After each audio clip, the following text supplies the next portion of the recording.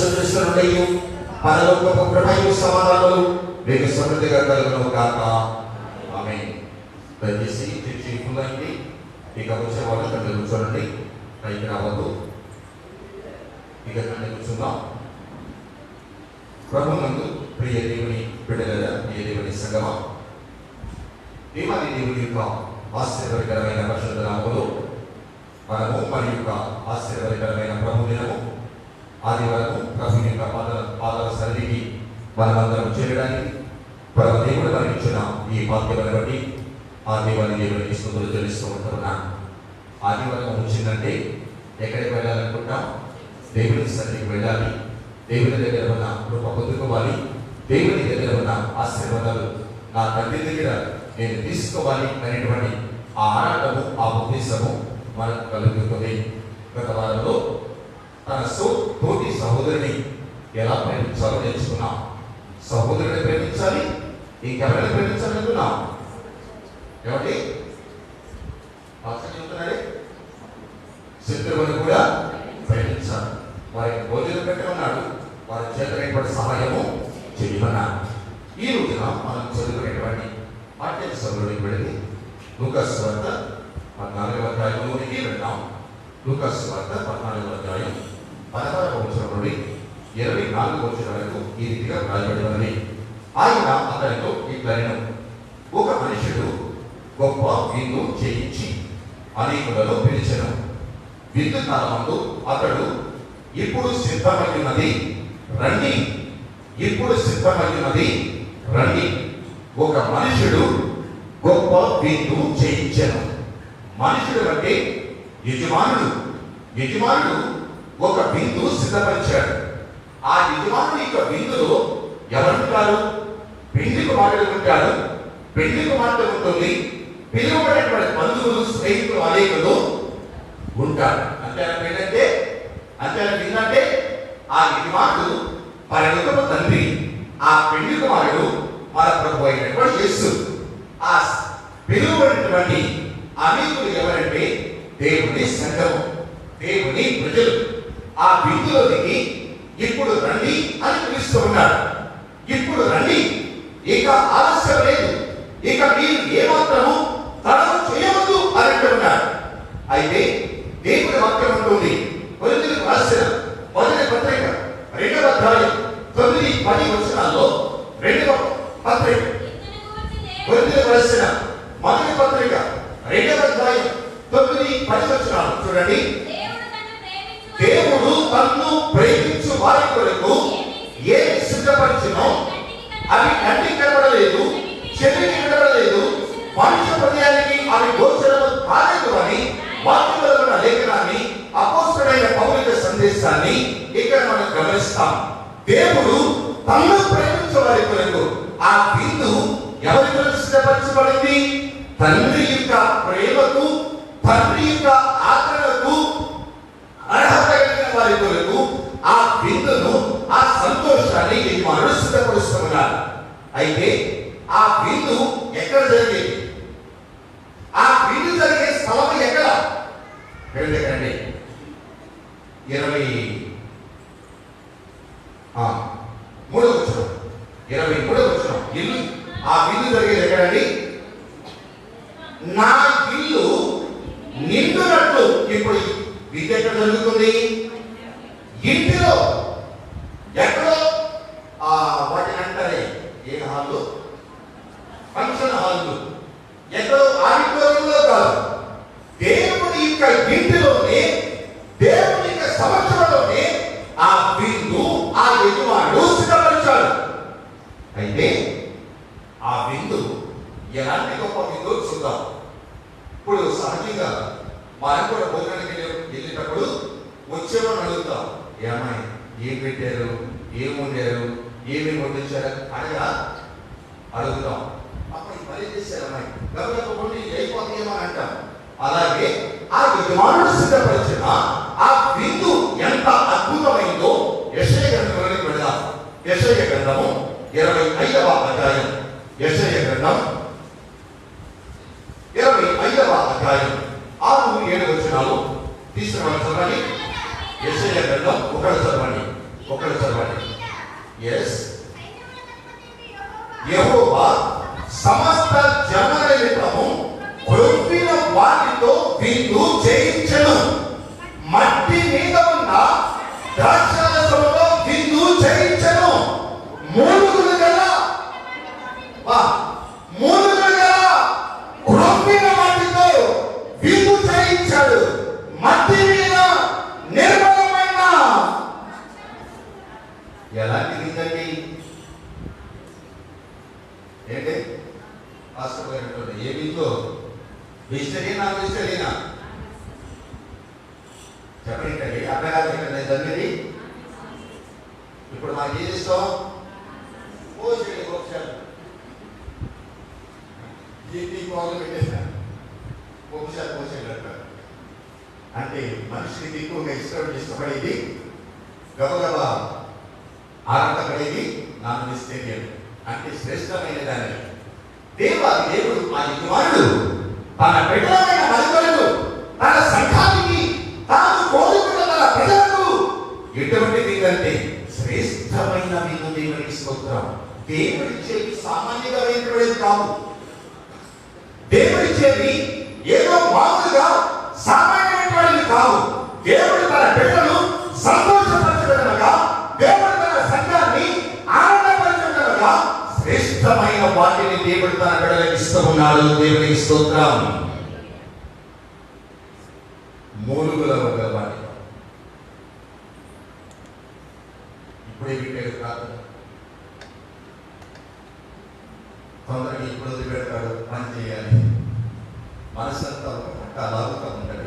కానీ దేవుడి వాక్యం అంటుంది, మనుషులు రొట్టె వలన మాత్రం కాదు కానీ దేవుడి నోటలో వచ్చి ప్రతి మాట వలన మానవుడు జీవిస్తాడు. ఆనాడు ఇశ్రాయేలీయులు పూరేలు తిన్నారు. మాంసాహారంగా వారు కడుపు నిండా భోజనము చేశారు. అయినప్పటికీ ఆ పూరేలతో తిన్న ఆ మాంసాహారము ఆహారం వారి కడుపులో ఉందా? లేదండి. కానీ మనిషిని బ్రతికించేది, మనిషిని నిత్య మహిమలోనికి నడిపించేది దేవుని వాక్యము. ఆ విందులోనికి ఆ పరమదేవుడు ఆహ్వానిస్తున్నాడు. లూకాసు వార్తలో రండి, ఇదిగో ఇప్పుడు సిద్ధమై ఉన్నది, రండి అని అంటున్నాడు. కానీ దేవుడు ఈ విధంగా తన సంఘాన్ని సర్వలోకముల ప్రతి ఒక్కరిని ఆయన పిలుస్తూ ఉంటే అక్కడ చూడండి 18వ వచనం, అయితే వారందరూ ఏక మనసుతో నెపములు చెప్పసాగి. నెపములంటే అది సాకులు చెప్పేది. ఇప్పుడు చూడండి రాజంగా అయ్యా, సాకులు చెప్పేది పెళ్ళున్న వాడు గమనించండి. సాకులు చెప్పేది ఇష్టమున్న వాడా, ఇష్టమే కూడా? మరి తొందరగా క్యాచ్ చేశారు. సాకులు చెప్పేది ఇష్టమున్న వాడా, ఇష్టమే కూడా? ఇష్టము లేనివాడే. ఏంటంట అని అయిష్టంతో భూసంబంధమైన దురాలోచనతో ఎన్నెన్నో సాకులు చెప్పడానికి ప్రయత్నం చేస్తాడు. అయితే సాకులు చెప్పడం ద్వారా, ఆ నెపములు చెప్పడం ద్వారా తనకు కలిగే నష్టం ఏంటి? తనకు కలిగే నష్టం ఏంటి? యజమానుడు సిద్ధపరిచిన విందు పోగొట్టుకున్నాడు. ఆ విందులో ఏముంటుందండి? భోజనం కాకుండా త్వరగా సంతోషం, ఆనందం, రైట్, సహోదర ప్రేమ, అనేకులు కలిసికొని ఒకరి యొక్క ఆప్యాయతలు ఒకరిని కలిగేస్తారు, పంచుకుంటారు. అందుకని సహోదరుడు ఐక్యత కలిగి నివసించుట ఎంత మేలు, ఎంత మనోహరం. అక్కడ ఆశీర్వాదం ఉన్నది, అక్కడ శాశ్వత జీవనం ఉన్నదని వాక్యం మాట్లాడుతుంది. కానీ ఆ సంతోషంలోనికి, ఆ ఆనందంలోనికి, ఆ సహవాసంలోనికి వెళ్ళడానికి దుష్టుడైన అపవాది ఎన్నో సాగులు చెప్పిస్తాడు. చెప్పించుతారు. సాకులు చెప్పించేది దుష్టుడైన అపవాది. దుష్టుని పని ఏంటంటే దేవుని బిడ్డలను, దేవుని మనుషులను నష్టపరచాలని, వారిని దేవుని సహవాసానికి దూరం చేయాలని దుష్టుడైన అపవాది ఎన్నెన్నో రకరకాల పన్నాగాలు వేస్తా ఉంటాడు. మరి ఇప్పుడు ఏమంటున్నాడు చూడండి, 19వ వచనంలో, మొదటి వాడు నేను ఒక పొలాన్ని కొనడానికి వెళ్ళాలయ్యా, నేను త్వరగా వెళ్ళాలి అని అన్నాడు. రెండవ వాడు నేను 5 జతల ఎడ్లను కొనాలి, వాటిని చూడడానికి వెళ్ళాలనుకున్నాడు. ఎడ్లను కొనాలంటే అతని మనసులో ఏముంది? వ్యాపారం. దేవుని పరిశుద్ధ దినమున, దేవుని పరిశుద్ధ సన్నిధిలో ఆయన సన్నిధిని విడిచిపెట్టి యెహోవాకు సంబంధమైన వ్యాపారాలు చేయకూడదు, ఈ భూ సంబంధమైన వాటిని ఆలోచన చేయకూడదని ధర్మశాస్త్రం మాట్లాడుతుంది. మూడవ వాడు చేసుకున్నాను అనుకుంటే రాలేదన్నయ్యా. వివాహం చేసుకుంటే ఏమంటే పెళ్లి చేసుకుంటే బాధ్యత రాకూడదా? చెప్పండి. కొత్త పెళ్లి పోతే ఇప్పుడు అందరూ కొత్త పెళ్లి వచ్చారనుకోండి, ఇద్దరు రారా? వస్తారా? వస్తారు. ఇద్దరు సంతోషంగా దేవుని మందిరంలో ఉంటారు, దేవునికి సంఘంలో ఉన్న సంతోషాన్ని వారు ఆస్వాదిస్తారు. కానీ ఇక్కడ రకరకాల ఆలోచనలు, నెపములతో దేవుడిచ్చే సంతోషాన్ని, దేవుడిచ్చే సమాధానం వారు కోల్పోతున్నారు. కానీ ఇక్కడ ఆ యజమాని యొక్క మనసు ఎలా ఉంటుందో ఒక్కసారి ఆలోచన చేయండి. ఏదైనా యజమాని మనసు, యజమాని హృదయము ఎలా ఉంటుందో ఒక్కసారి ఆలోచన చేయండి. సంతోషంగా ఉండిందా, బాధాకరంగా ఉండిందా? ఏదైనా బాధ, అయ్యో వీరు వస్తారని ఎన్ని ప్రయత్నాలు, ఎంతో కష్టం, ఎన్నెంతో ఖర్చు చేసి, ఎంతగా నేను ప్రయాసపడితే, ఎంతగా నేను ఆరాటపడితే ఈ విధముగా వారు నెపములు చెప్తారా? సిద్ధపరిచిన యజమాని యొక్క హృదయంలో ఉన్న కోత, సిద్ధపరిచిన యజమాని హృదయంలో ఉన్న వేదన. సమయము లేదండి, సాకులు మానండి, ఆ ప్రక్కకు లేదండి. సమయము లేదండి, సాకులు మానండి, ఆ ప్రక్కకు లేదండి. హల్లెలూయా, హల్లెలూయా, హల్లెలూయా.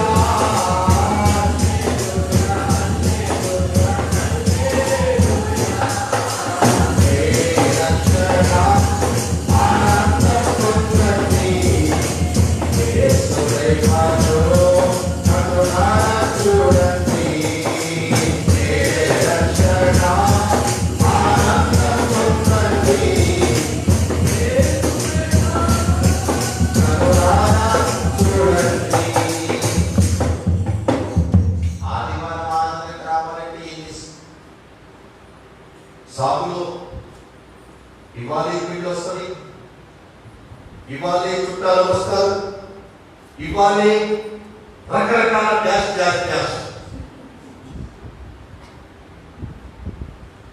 కానీ నా బాధ, ఏ జామున ఏ సమయమున యజమానుడు వస్తాడో తెలియదు.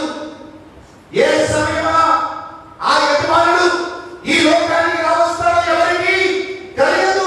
ఆయన చెప్పాడు, ఇదిగో నేను త్వరగా వచ్చుచున్నాను, నీకు కలిగి ఉన్న దాన్ని గట్టిగా పట్టుకో.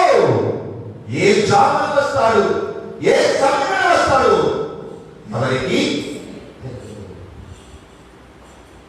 యజమానుని కప్పయ్య. నీ కోసం ఆయన శిలువలో మరణించిన బాధ కాదు, నీ కోసం ఇంతగా యాగమైపోయి దెబ్బలు తిన్న బాధ కాదు.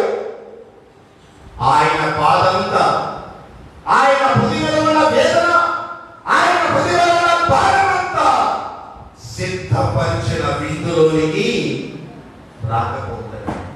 ఎంతకాలం ఆయన బాధ పెడతాం? ఎంతకాలం ఆ యజమాని హృదయాన్ని నొప్పిద్దాం? నిన్న మొన్నట్లో మా ప్రియ సహోదరుడు పురుషుల యొక్క ఫాదర్స్ డే అంటే తండ్రుల యొక్క దినోత్సవం అంటే మాటలు కాదు, తండ్రుల యొక్క దినోత్సవం. అది పరిశుద్ధమైనటువంటి ఆ తండ్రుల యొక్క దినోత్సవం తండ్రి ఆశించేది, నేను కన్నా నా బిడ్డలు నాకేమి ఇస్తాను, నేను వారి కొరకు ప్రయాసపడి కనిపించి నా బిడ్డలు నన్ను ఏ విధంగా సంతోషపెడతారు, నేను ఇంతగా వారి మీద ఆశలు పెట్టుకున్నా, నేను ఇంతగా వారి మీద ఎన్నెన్నో కలలు కన్నా నా బిడ్డల ద్వారా నేను పొందే సంతోషం ఏమిటి? ప్రతి తండ్రి ఎదురు చూస్తున్నారు. ఈ రోజున మన తండ్రి మన యజమాని నాకు సంతోషపెట్టే విధంగా ఉంటున్నాం. మన తండ్రితో సైక్యత కలిగి సమాధానం కలిగి దేవుని బిడ్డలుగా ఆయన కృపలో ఆయన సంతోషపడే పిల్లలుగా దేవుని ఇంటిలో ఉంటూ ఉన్నామా? ఆలోచన చేద్దాం. సాకులు మనలో ఎప్పుడైతే క్రమశిక్షణ తప్పుతుందో, అవునా, మనలో ఎప్పుడైతే దేవుని వాక్యాన్ని అతిక్రమిస్తామో, ఎప్పుడైతే యజమాని మనసు మనకు అర్థం కాదు, అప్పుడే దుష్టుడైన అపవాది అతి తెలివి తక్కువతనంతో సాకులు చెప్పే విధంగా నేను దారి మళ్ళిస్తాను. అపోస్తలుడైన పౌలు అంటాడు, కొరింథీయులకు రాసిన 2వ పత్రిక 5వ అధ్యాయం 20వ వచనం చూడండి. 2వ పత్రిక 5వ అధ్యాయం 20వ వచనం చూడండి. కాగా దేవుడు మా ద్వారా వేడుకున్నట్లు మేము క్రీస్తుకు రాయబారులమై దేవునితో సమాధాన పరుడని క్రీస్తు పక్షముగా మిమ్మల్ని బతిమాలుకొనుచున్నాము. ఎవరితో సమాధాన పడాలి అంటే యజమానితో సమాధాన పడేవాడు కదా. తర్వాత మాట సాకులు యజమానితో సమాధాన పడేవాడు వేరే ఆలోచన చేయడు. యజమానుడితో సమాధాన పరిస్థితిలో ఉన్నావా? యజమానుడిచ్చే సంతోషంలో, యజమానుడు సిద్ధపరిచిన ఆశీర్వాదకరమైన విందులో వేడుకతో విందుశాలకును తోడుగా వెళ్ళెను నా ప్రియుడు. వేడుకతో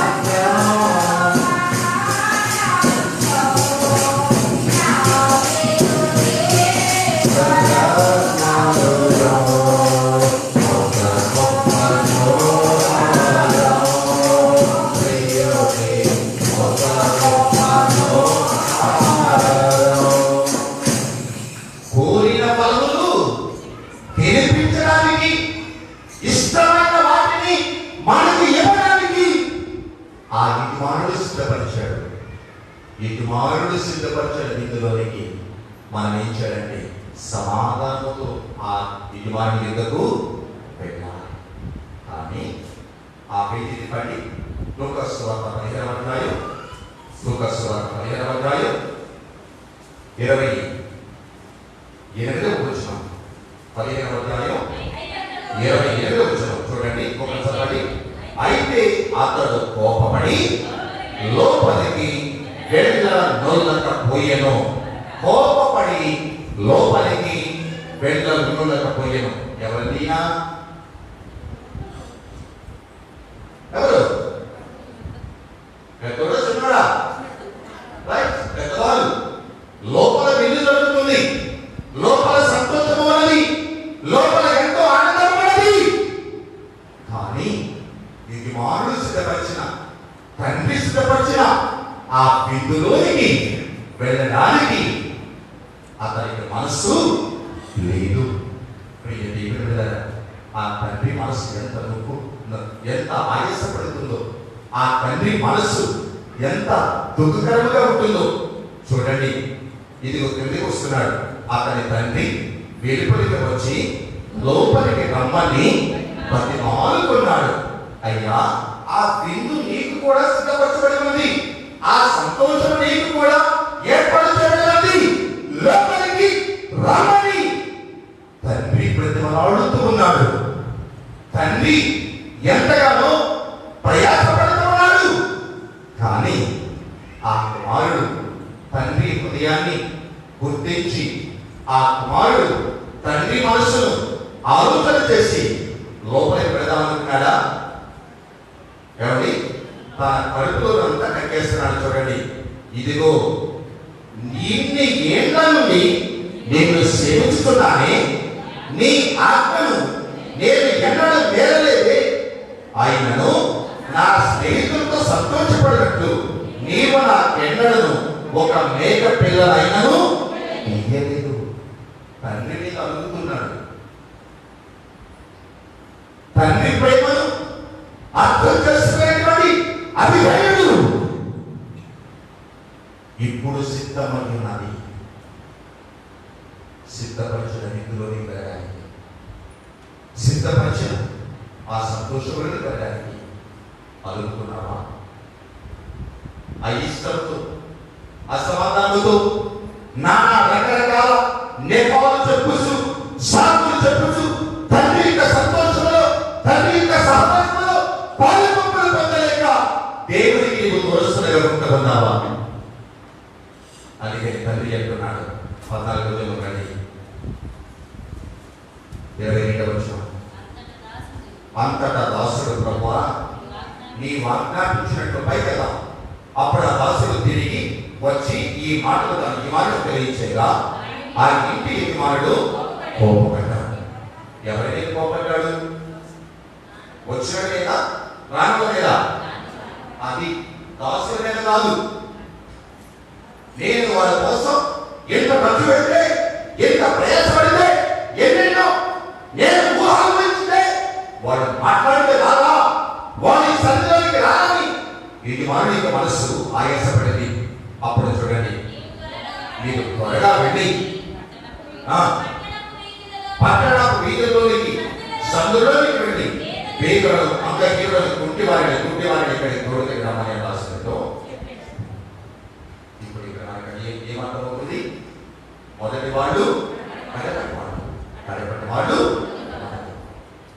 ఏర్పాటు చేయడం దుఃఖాల కోసం, అది ఎదురు నుంచింది మరి ఈ రోజున మన సంగతి ఎలా?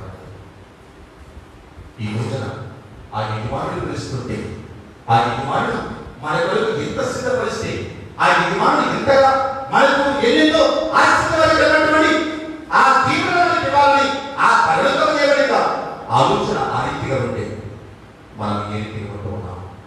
ఇంకా సాకులు చెప్పుతూ ఆ దేవుని ప్రేమతో నేను దూరంగా ఉంటూ ఉన్నాము. ఇంకా ఈ కరోనా వైరస్ ఈ విధంగా అల్లజోలను తీసుకున్నప్పటికీ, ఈ విధంగా కలవరపరుస్తున్నప్పటికీ ఆ పరమ యజమాని యొక్క ప్రేమలోనికి, ఆ పరమ యజమాని యొక్క సహవాసంలోనికి నీవు రాకుండా నీవు చెప్పే సాకి ఏమిటి? అందుకని యోహాను రాసిన పత్రిక పాఠంలో 3వ అధ్యాయం, యోహాను రాసిన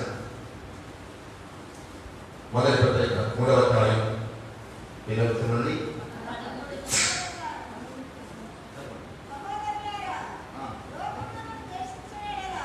సహోదరులారా లోకము మిమ్మల్ని ద్వేషించలే కదా, ఆశ్చర్యపడకూడదు.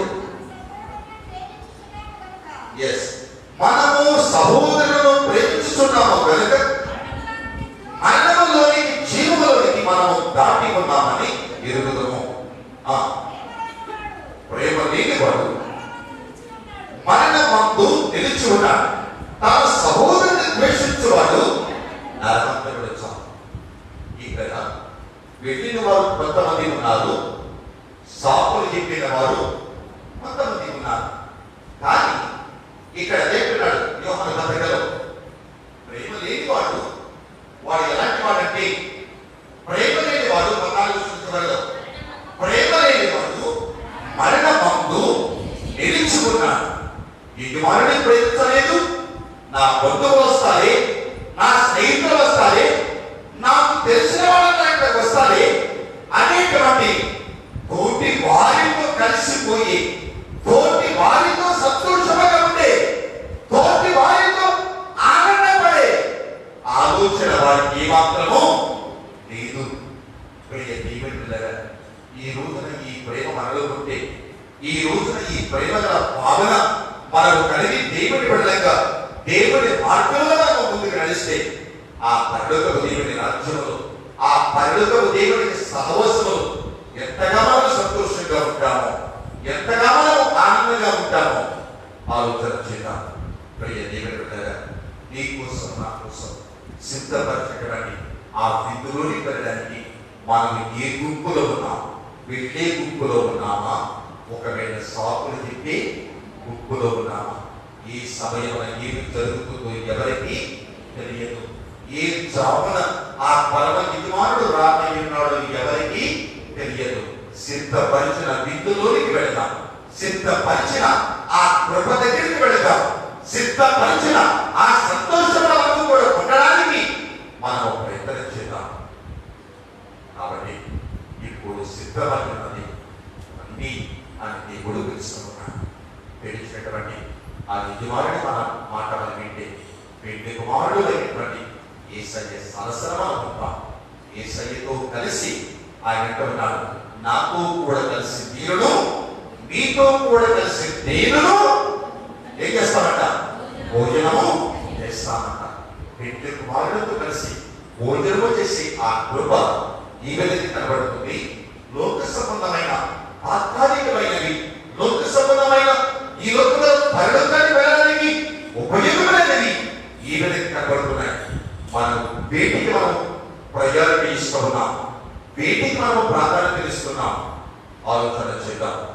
ఈ మధ్యాహ్న ఈ ఉదయకాల సమయంలో ఈ పరిశుద్ధ ఆరాధనలో పాల్గొన్న ప్రియ దేవుని సంగమా, ప్రియ కుమారుడు, పెళ్లి కుమారుడు అనేటువంటి యేసయ్య సరసన మనం చేరితే ఆ పరలోకపు దేవుడిచ్చే సంతోషం, ఆ పరలోకపు దేవుడిచ్చే ఆనందం అది ఎంతో చెప్పనశక్యం కలిగినది.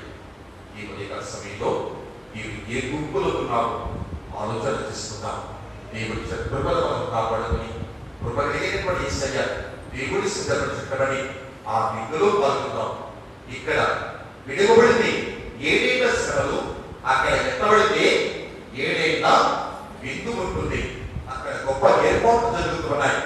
ఆ ఏర్పాట్లలో మనము కూడా కలిసి ఆ పరమదేవుడి సంతోషములు కలకాలము ఆనందించగలిగి, కలకాలము పరమదేవుడి పిల్లలుగా ఆయన ఇంటిలో సంతోషపడగలిగే కృప మరి లోకపు దేవుడు పరిశుద్ధాత్మ తండ్రి కలిగిన హృదయాలతో యజమానుడు అనేటువంటి దేవుడి మాట విందాం. నలిగిపోయిన స్వభావంతో యజమానుడు చూపించిన ఆ ఇంటిలోనికి వెళ్తాం. పరలోకపు దేవుడి సంతోషములు ఆనందమైన సమాధానటువంటి కృప పరమ దేవుడు తండ్రి మనకందరికీ సమృద్ధిగా దయచేయను గాక. ఆమేన్. సమస్త జ్ఞానాలకు వచ్చిన దేవుని కృపా సమాధానము మీ హృదయములకు మీ తలములకు కావలి ఉండను గాక. ఆమేన్.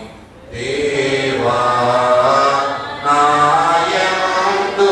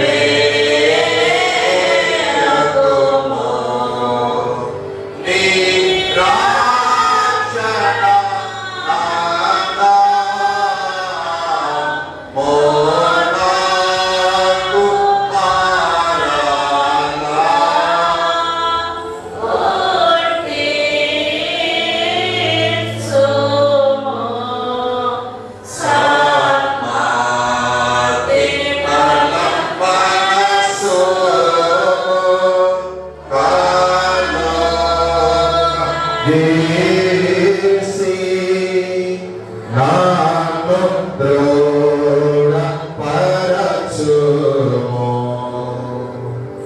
చిన్న ప్రార్థన తీసుకుందాం.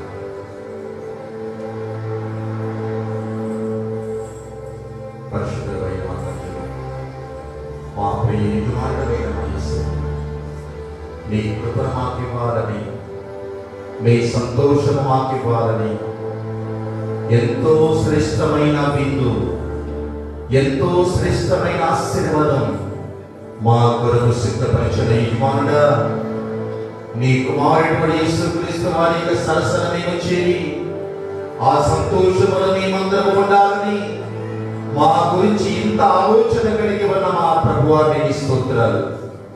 అయ్యా, సాకులు చెప్పి మనసు మాకొద్దయ్యా, నీ కృపకు దూరంగా ఉండే మనసు మాకొద్దయ్యా. నీ మనసును మేము గుర్తెరిగి, నీ ప్రేమను మేము గుర్తించిన ఆయన యజమానుడైన నీవు సిద్ధపరిచిన విందులోనికి చేరి మనసు మాకు దయచేయి. ఈ రోజున నీ సన్నిధిలో వాక్యమై విన్న బిడ్డలందరినీ ప్రభు నేను బలపరచండి. ఒక్కొక్కరిని దీవించమని ఆశీర్వదించమని యేసయ్య నామమున ప్రార్థించి వేడుకుంటున్నాము తండ్రి. ఆమేన్.